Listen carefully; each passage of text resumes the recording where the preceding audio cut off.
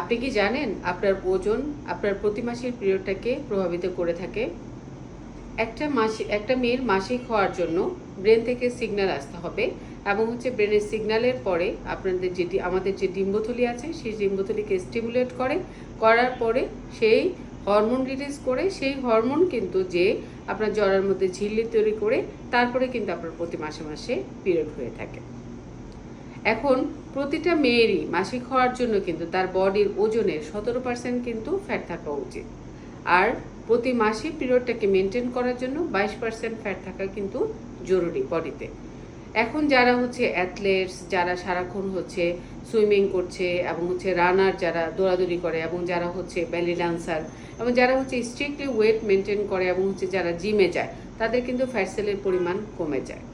তাদের ক্ষেত্রে দেখা যায় যে কিছু হরমোন, কর্টিসল হরমোন, তারপর ব্রেনে কিছু হরমোন রিলিজ বেশি হয়ে, আবার ওদিকে গিয়ে আমাদের যেই হরমোন দিয়ে সাধারণত মেনস্ট্রুয়েশনটা তৈরি হয়ে থাকে, সেই হরমোনের রিলিজটাকে কমিয়ে দিয়ে থাকে। এর ফলে তাদের কিন্তু প্রতি মাসে মাসে পিরিয়ড হয় না এবং তারা কিন্তু দেখা যায় মাসিক বন্ধ হয়ে যায়, এই সমস্ত রোগে ভুগে থাকে। সুতরাং একটা মেয়ের তার অপটিমাম মাসিক মেনটেন করার জন্য তার অপটিমাম ওয়েট মেনটেন করা কিন্তু জরুরি। এমন না যে আপনি শুকাতে থাকেন তাহলে আপনার মাসিক ঠিক থাকবে, তা কিন্তু নয়।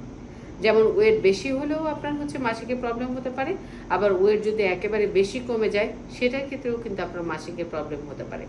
যাদের এই ধরনের প্রবলেমে ভুগছেন তারা অবশ্যই গাইনোকোলজিস্টের পরামর্শে যাবেন, এবং যারা এ ধরনের শিক্ষণীয় ভিডিও দেখতে চাচ্ছেন অবশ্যই আমার চ্যানেলটি সাবস্ক্রাইব করুন, doctor Farzana gynaecologist YouTube channel.